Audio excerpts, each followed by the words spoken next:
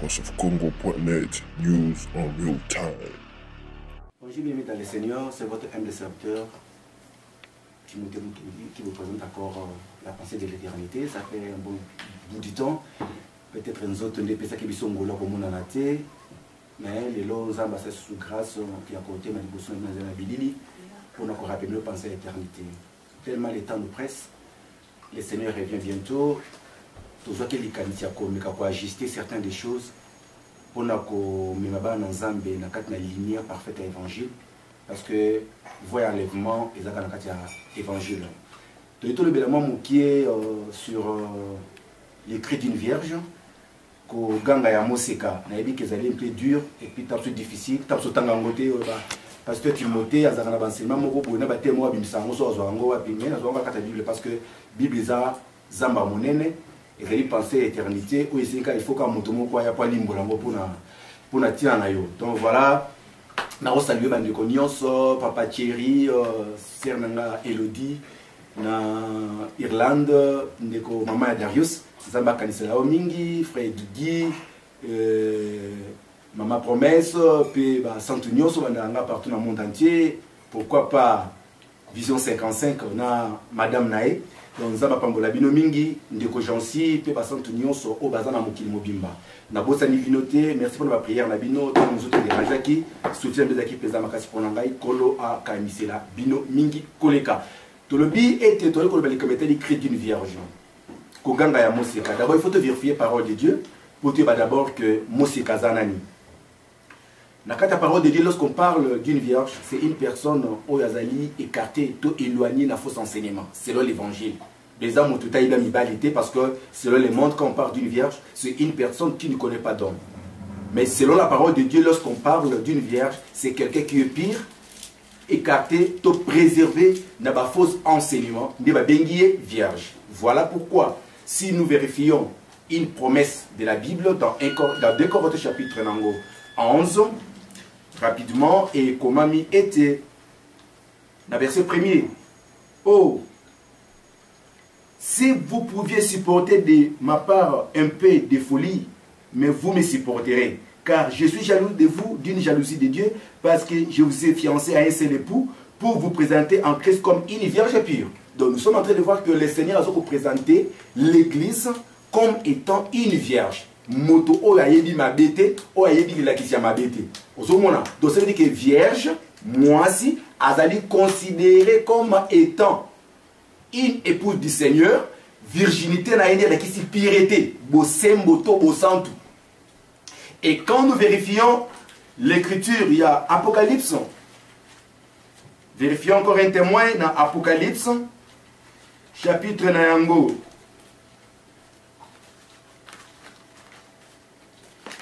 « 14, Zolo Banabiso, na verset 3.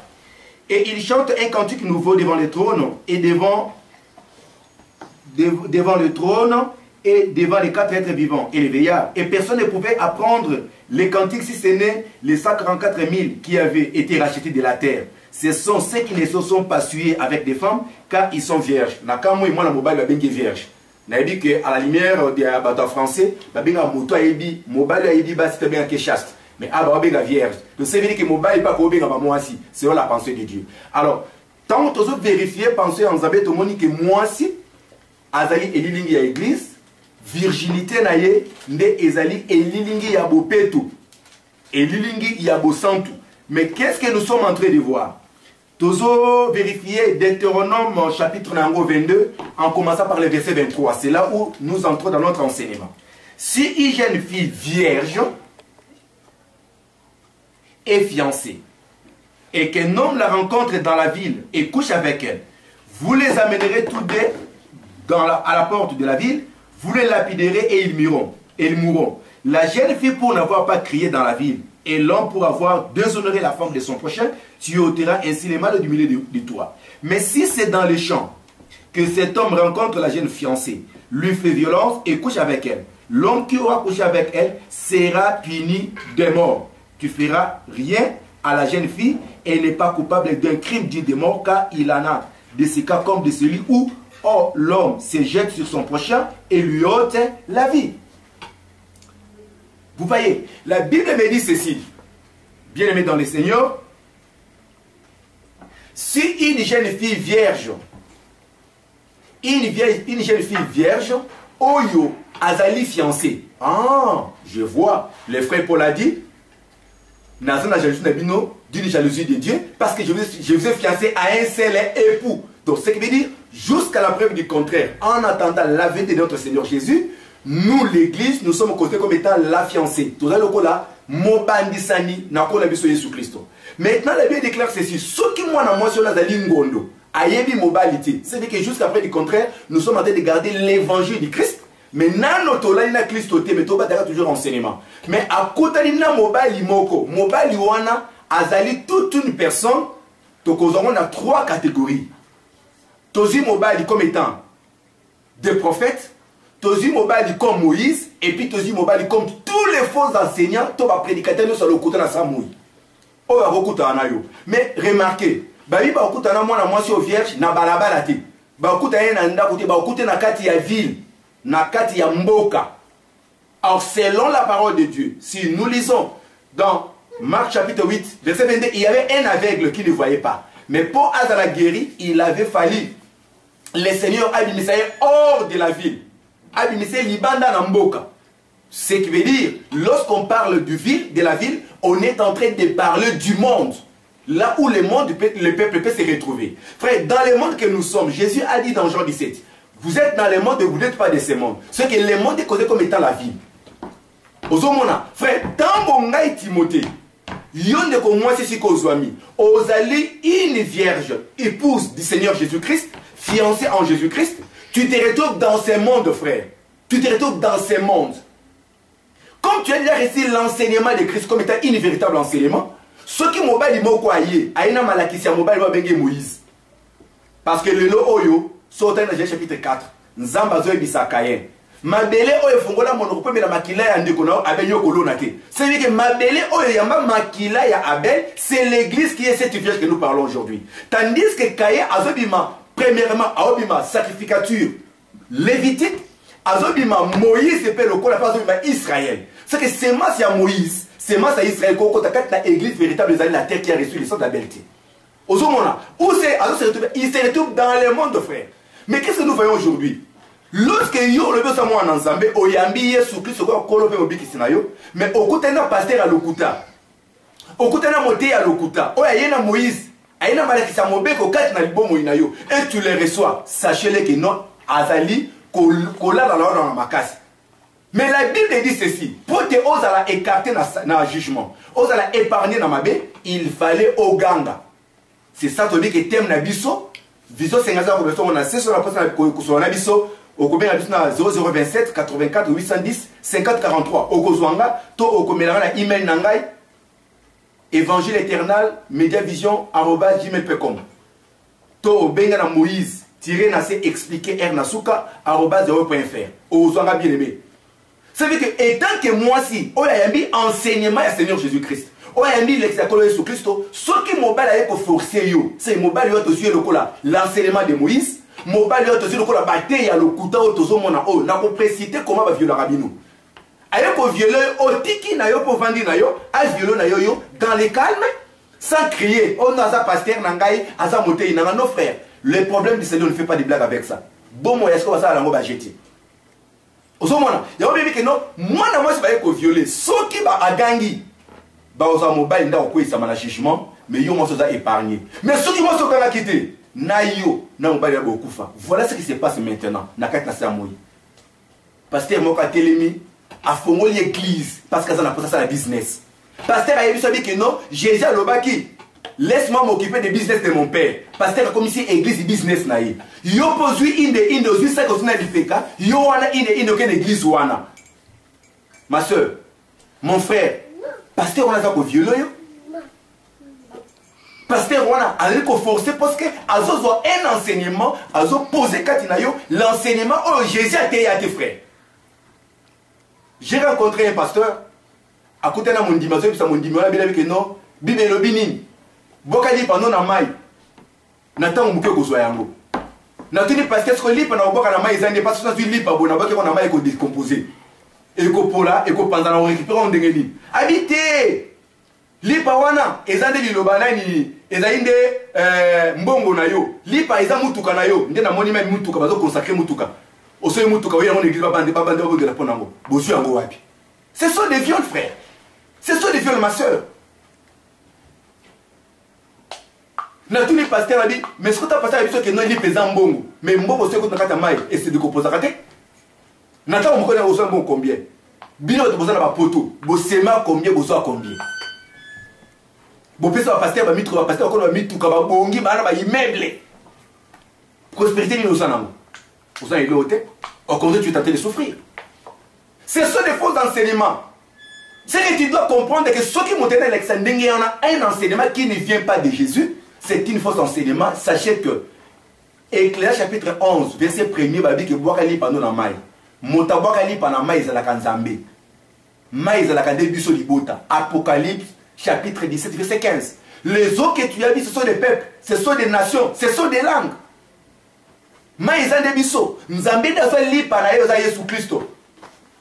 Jean chapitre 6, Jésus a dit, je suis l'épée descendue du ciel. Donc, nous avons dit panaye, à boire qu'on a maï panabiso du colo. Nathan moqué, dans Acte chapitre 1, nous avons récupéré qui? L'ipanaye, qui est le Seigneur Jésus. Ce qu'on y a sur le nimbo, on a récupéré combien? Ce sont des viols. Il faut crier. Il faut que la mort est dans le pot. Tala, sauter la carte à un roi. Au comment que, bana ba prophète, bana oya ba koloko sauvage. Mais les jours où le prophète Élisée, Monsieur Fungwa Maki, il pouvait crier, la mort est dans le pot.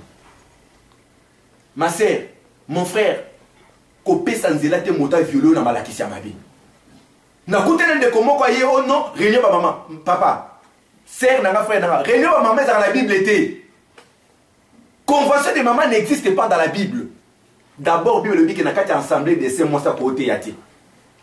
Nazo ebisa yo nde yo tozo yo kanga. Yo bi kenza ba asopa molimo lokola banzoto nyonso liba ta pas nzoto ti mais pas nzoto ti so yebi sanga siko ba mikola ba mike ba osa bandoto speaking ngambo mon ko bunga bazo venu na makasi oye na convention ba hotel ya ondinga ba règle ndenyo ko ozala mobai na ndako soki ndeni na Bible ezabi eza makama nzoto likamba libala eza makama nzoto na rien à voir avec makama lula erotika na mona nzoto na babela.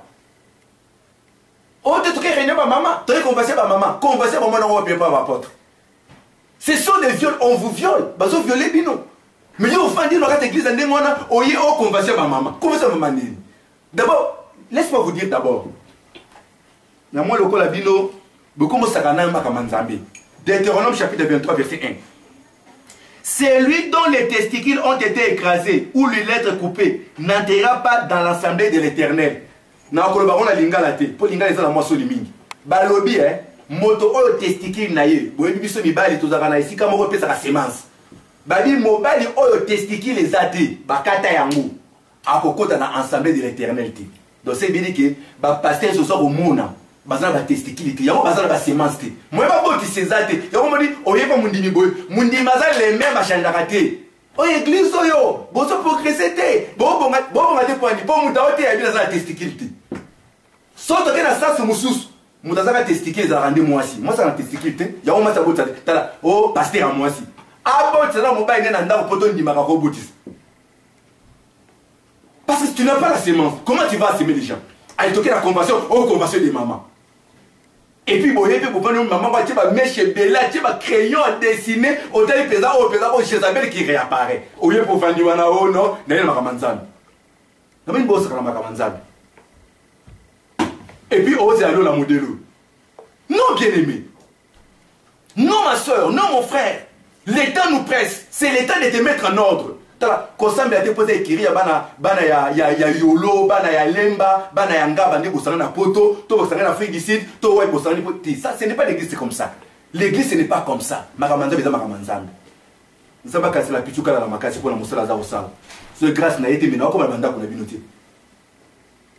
Oh, ko changer chaîne. Attends ko changer chaîne. Changer na yo frère. Mais évangile na zo ebisa yo. Oh, ko zongela sito. Ya voice fukongo. Na vidéo c'est ngasa pour la nako malam. Pozo bunga. Convention de mamé za na Bible té. Et ça makamba batu. So za na verset benganga. Numéro na ngeza wa. puis tu as la route en la binganga oh ça va commencer mon sur moi mais reste à commencer de maman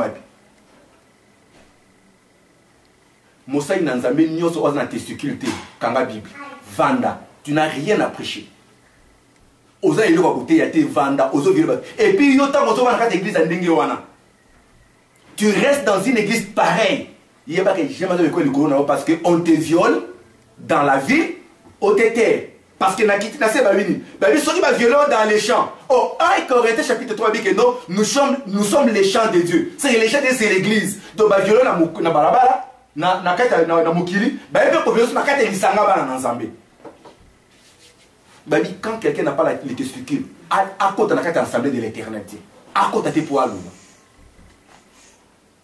moi na Nzambe mon frère ma soeur dans l'introduction pour nous faire comprendre que il faut banda koganga Moussa Nzambe ina ndaku na yo ayibiso maman de oza awawa il faut na bonde la po na yo na osa la service longola bilamba na opakolo mafuta na nzoto mobimba bible lebe ko mona bulumba mwasi ya moninga na yo te kosala yango te azo violer il faut crier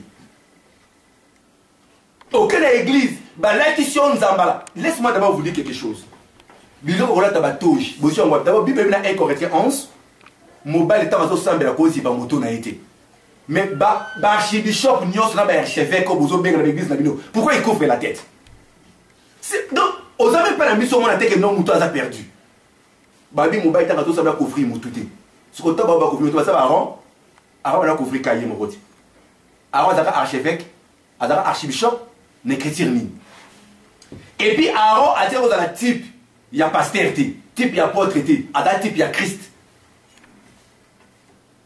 osomona ndesi kozokufa pasteur aya zipi azui médaille moka munena tina kingo croix yango so eza ya muyibi so croix yango o eza ya cimetière to ebite croix tina kingo eza croix ni et tu es là tu te mets azote ya makambo le makamanzam makambo ça bongo makamanzam c'est la bongo ça c'est pas le chose de Dieu il s'est passé dans importance meaning il y a croix au tina kingo a ce meaning est cause tina mutu pasteur a sali affiche na mona ta komba yesu na affiche te a sali affiche a tie na mwasi na ye pourquoi tie mwasi na ye pas yebi sabino que non makambo eza plan na bango a sali ma affiche c'est pour vous montrer que non eza eloko na ye ya mwasi na ye na mwana na ye pourquoi totia mwasi na ye wana donc po mona kaza marié siko yesu siko to manda otamba zaka na mwasi te mwasi zaka ni bisa tia biso na photo wapi